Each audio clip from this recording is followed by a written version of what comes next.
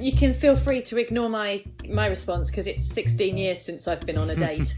And not because I'm hiding away. I've been married for 16 years. Hi everyone, and welcome to 80% Mental Extras. Think of this as the bonus features on a DVD or the ITV2 spin-off show. Sometimes when we record our episodes, the conversations can go on a little bit longer than anticipated, and we have to cut some of that stuff out in order to get the episode down to a reasonable length. Rather than waste all of that material, what we decided to do was package it up and present it as almost a mini podcast episode. So these extra bits come from episode 5, where we spoke to Dr. Josephine Perry and Joe Davies about anxiety. The question that we asked was, why do we get nervous and what can we do about it? And we had some fantastic insights from both our guests on that topic. So these are just some of the extra bits that didn't quite make the main episode. So at this point, I want to ask a couple of questions. I've got 3 here that I think are very interesting. So I once had a bit of a panic attack when I was training to be a primary school primary school teacher, not even a PE teacher. But I had a panic attack when I was given a presentation, and there was 4 other people in the group giving the presentation with me, and I was open in person. My mouth went all dry. I couldn't get my words out, and I basically walked out of the door, left the rest of them up there. They didn't know what was happening. And they everyone in the room just stood there waiting to see what Hugh was doing. As I walked out of the room, out of the building, and just went for a walk around the building. And about 25 minutes later, I realized I just walked out of a lecture when I was presenting. Like, it was completely blank in my mind.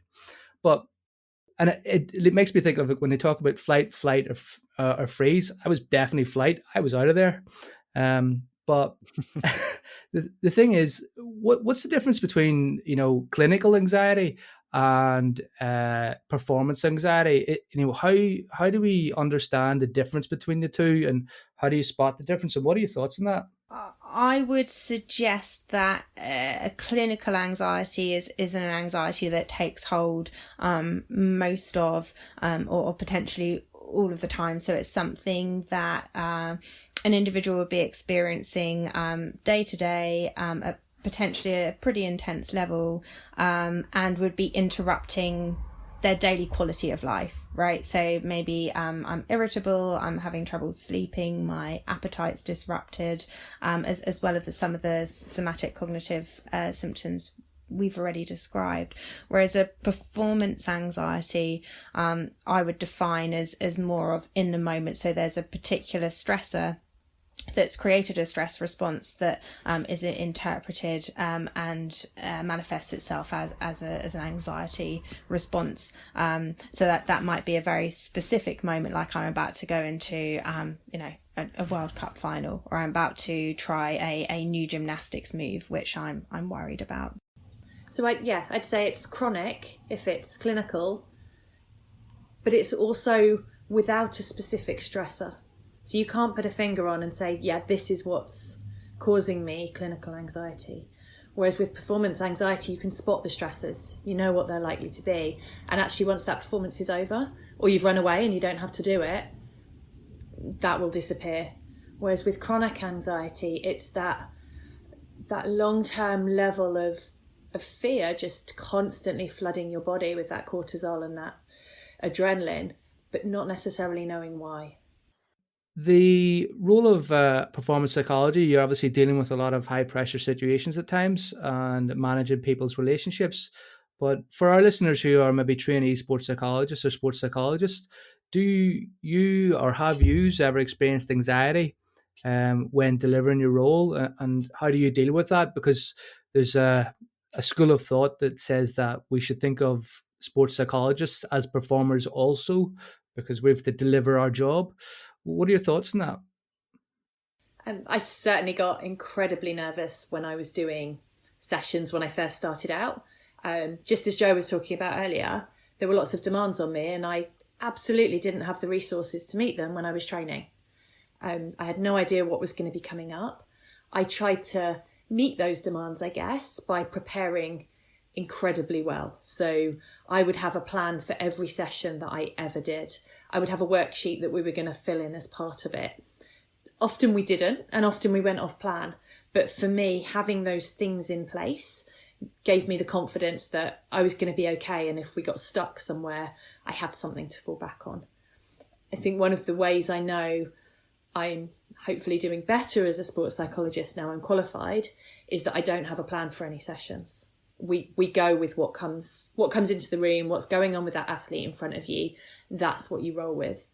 And having the confidence that you can pull out the resources you need to in the moment gets rid of a lot of that anxiety.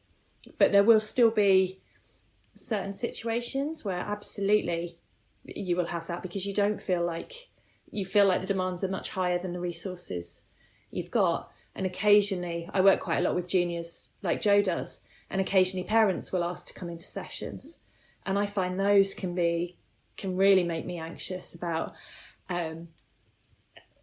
where you sit. You've got ethical boundaries. You're there almost feeling like you're trying to be with the athlete, but they can get very emotional, some of those sessions. If athletes are really struggling with the parental relationship, I will sometimes offer to do those sessions and be the intermediary. And I know that's for the good of the athlete, but it's pretty terrifying when you know what you're walking into, and it's going to be a really, really difficult conversation, a really difficult time that you're about to spend. And again, I will go back to over-preparing so that I feel like there's something to rely upon if everything else fails. It's really interesting, Josie, hearing kind of you recognising your natural tendencies, and I would absolutely agree with what you've said. Yes, absolutely, I'm human. Yes, I'm a psychologist, but I also feel anxiety around certain sessions, certain clients, moments I feel uncomfortable. Like my thing was always public speaking, so to put that into context, I was incredibly shy as a child and had quite a lot of social anxiety. So, God, if someone had said to me when I was a teenager, you'll go on a podcast or you'll present a workshop to 100 people, not in a million years. So I was a classic avoider, right? So I was a flight instinct. So all through school, all through my undergrad degree, I avoided presenting at all costs. So by the time I got to my master's, I had never presented in my life because I'd skipped class, I'd given excuses, I'm playing sport. I would just avoid presenting because all these thoughts, you're going to mess up, you're going to be embarrassed, you're going to say the wrong thing, you're going to be judged. So all this cognitive anxiety going on. And I guess for me, it was similar to what Josie's saying, building those resources, both physically in terms of actually practicing presenting, but also my perception. So watching videos back of myself presenting and going, oh, do you know what? Yeah, there's development areas, but, I did it and there were some positives to it. And actually using the techniques that I use with other people now. So being able to ground myself, being able to breathe, feel my feet on the ground, notice how I can feel butterflies in my tummy, but I can still make eye contact, I can still project my voice, I can still move towards a confident me, even though there's some anxiety presenting itself internally to me. So yeah, I'd very much agree with you, Josie. Day to day, anxiety shows itself, but I guess we're privileged in the sense that we have knowledge and experience of these tools and techniques that we can self-practice ourselves. Do you know, that's massively reassuring to hear that from both of you. One of the things I was saying to Pete before you both came on the podcast is that I actually look up to both of you because of how you operate in a professional capacity.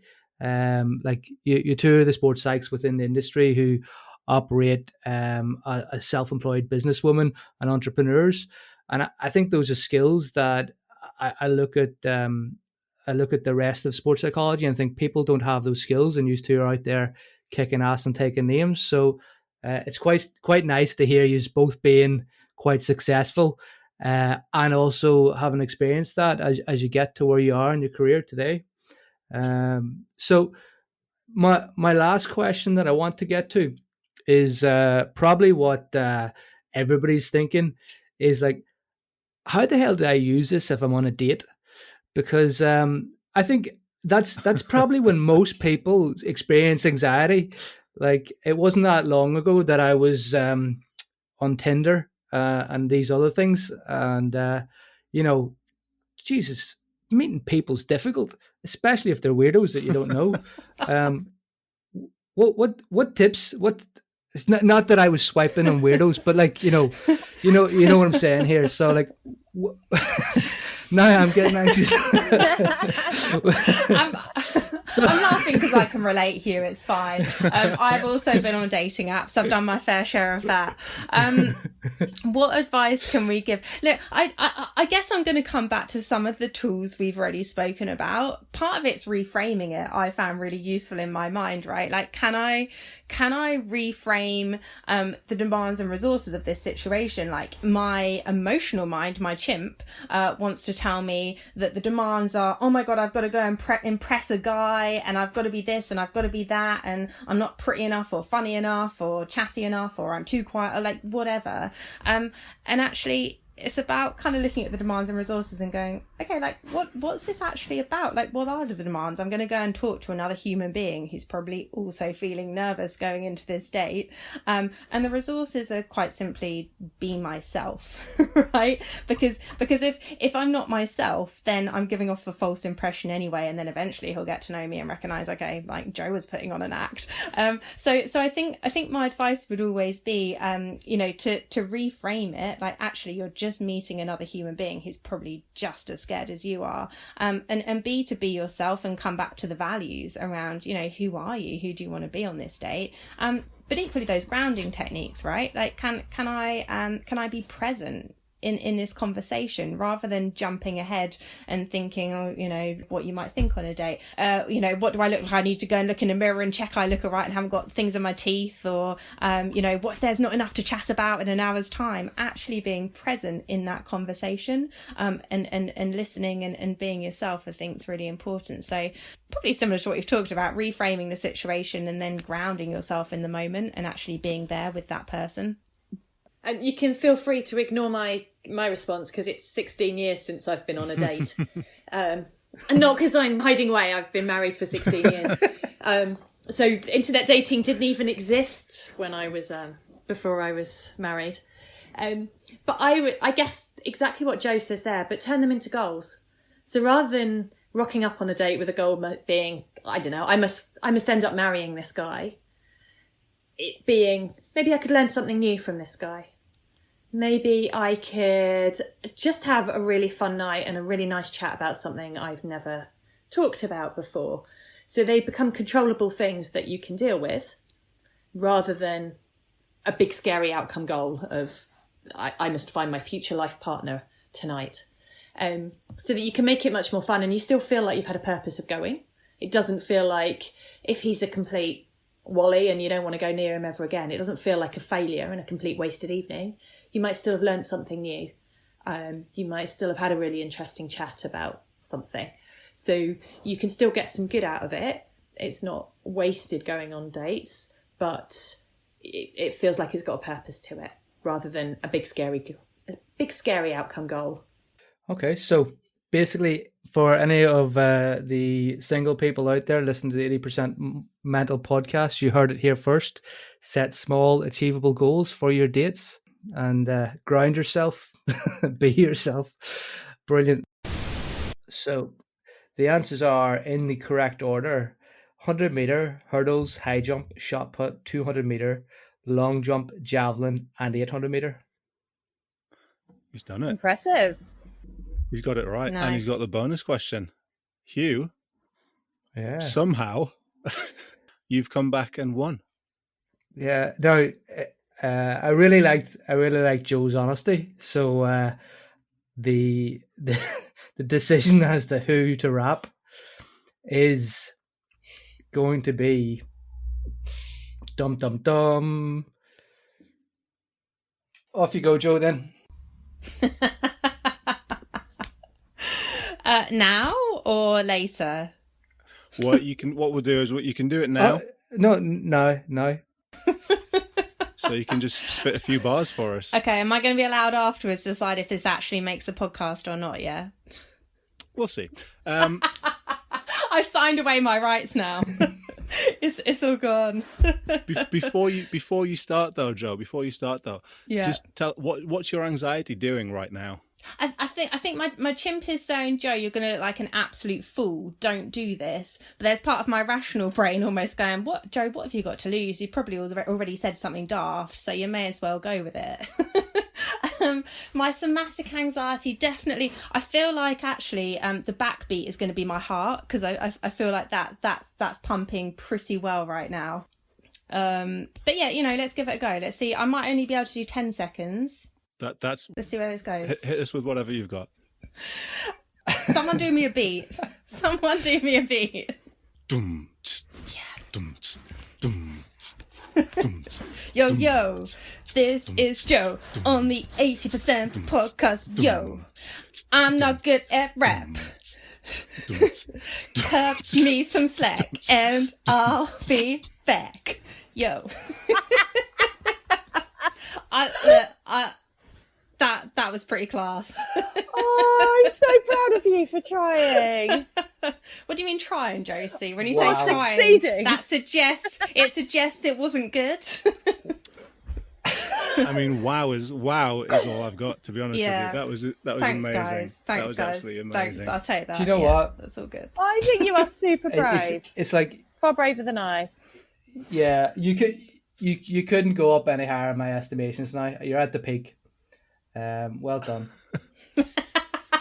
Not that you need my approval. It's only downhill from here, Hugh. It's only downhill now.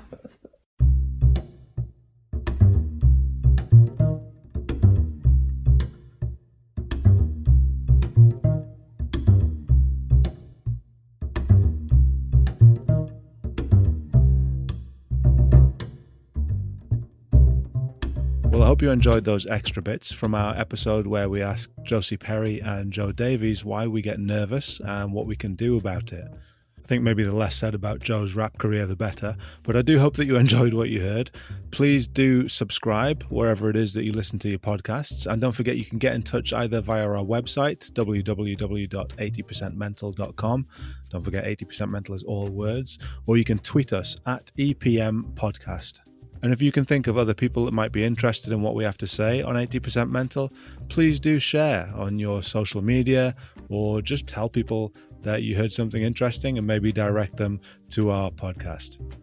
Thank you very much for listening, and I will see you next time.